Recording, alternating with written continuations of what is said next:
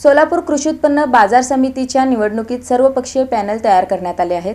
आमदार सचिन कल्याण शेट्टी, माजी आमदार दिलीप माने, सुरेश हसापुरे, शहाजी पवार, बाळासाहेब शेळके एकत्र आले आहेत। सोलापूर कृषी उत्पन्न बाजार समितीच्या निवडणुकीसाठी आमदार सचिन कल्याण शेट्टी यांच्या नेतृत्वाखाली माजी आमदार दिलीप माने, काँग्रेसचे नेते सुरेश हसापुरे, भाजपचे शहाजी पवार, राजशेखर शिवदारे, बाळासाहेब शेळके, अविनाश महागावकर, श्रीशैल नरोळे, हरीश पाटील हे सर्व नेते एकत्रित आले आहेत। यावेळी आमदार देवेंद्र कोठे यांची उपस्थिती होती। सोमवारी शासकीय विश्रामगृहात एकत्रित येऊन पत्रकार परिषद घेऊन माहिती देण्यात आली। आमदार सचिन कल्याण शेट्टी यांनी ही निवडणूक आम्ही सर्वत्र एकत्र येऊन लढवणार असल्याचे घोषित केले। निवडणुकीनंतर मुख्यमंत्री देवेंद्र फडणवीस हे अंतिम निर्णय घेतील। 16 एप्रिल रोजी आमच्या पॅनलची घोषणा होईल असेही ते म्हणाले। ही संस्था असलेली एक महाराष्ट्रातली नावाजलेली संस्था, ह्या संस्थेचं निवडणूक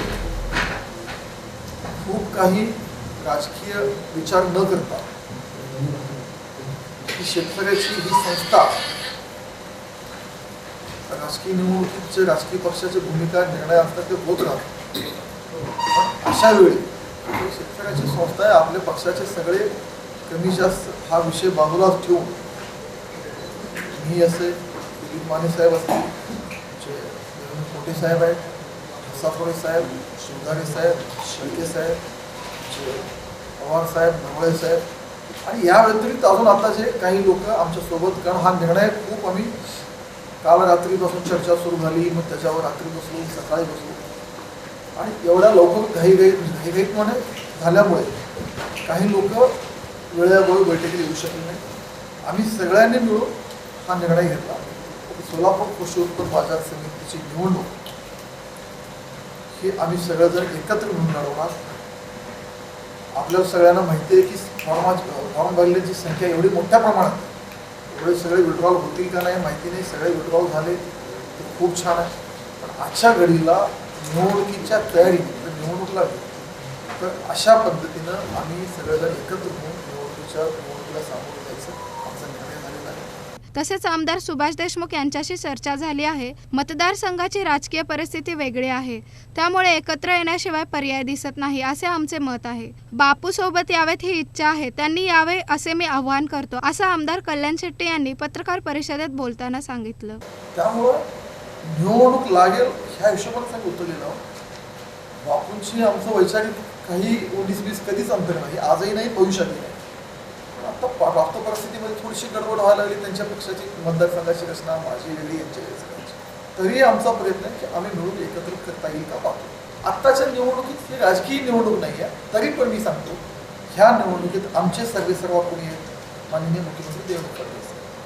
मी एवढ्या नेत्यांच्या साक्षीनं सांगतो, एवढ्या नेत्यांच्या मान्यतेला सांगतो की निकालानंतर शेवटी एवढे नेते एकत्र झाल्यावर काही गोष्टी आहेत, निर्णयाचे विषय, ह्या सगळ्याचा विषय अंतिम निर्णय माननीय मुख्यमंत्री देवेंद्र फडणवीस साहेब घेणार आहेत। आम्ही त्यांच्याच नेतृत्वाखाली लढतोय।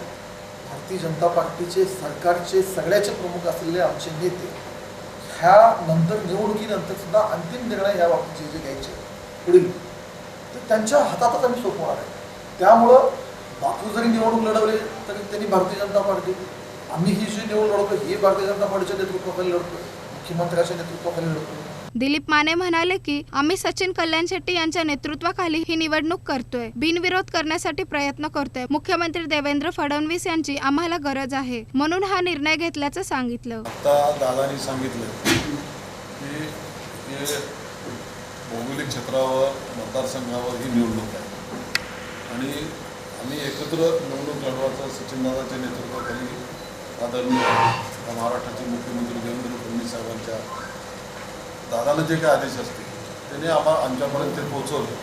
आम्ही एकत्र मार्केट कमिटीचा विकास झाला पाहिजे, मुख्यमंत्र्यांची आम्हाला गरज पडणार आहे आणि त्यांची इच्छा आहे की मुख्यमंत्री साहेबांची किंवा दादांची सगळे मिळून एकत्र लढू, बिनविरोध होण्याचा आपण प्रयत्न करू। आम्ही ते दादांना अधिकार दिले, तुम्ही ज्याला घ्यायचं तुम्ही सोबत घ्या, आमची काय अडचण नाही आणि त्याप्रमाणे दादाला अधिकार दिले। तर दादा ते निर्णय घेतील, 16 तारीख आहे, अजून 2 दिवस आहे, ते घेतील, त्याच्यापुढे आम्ही राहणार आहे। यावेळी सुरेश हसापुरे म्हणाले, गेल्या बाजार समितीच्या निवडणुकीत विजयकुमार देशमुख होतेच ना। डीसीसी बँक, मार्केट कमिटी या निवडणुका पक्षीय सोडून लढवल्या जातात, म्हणून आम्ही एकत्र आल्याचं सांगितलं। आता जे आमच्याकडे होते तसंच मार्केट कमिटी विकास करण्यासाठी आता आम्ही सचिन दादाच्या मागे गेलो. दादा आणि कोटे साहेब जे सांगतील ते निर्णय आम्हाला मान्य आहे. तुमच्या पक्षीय नेत्यांना मान्य आहे का ते? नाही DCC बँकमध्ये मार्केट कमिटीमध्ये जिल्हा दुसऱ्यामध्ये हे पक्षी राजकारण आहेच ना. नेतृत्व तर सत्ता आहे, नेतृत्व दोन्ही कार्यक्षम आहे म्हणून त्याच्या नेतृत्वाखाली जायचं ठरलं. पक्षाचं इथं कुठे आहे?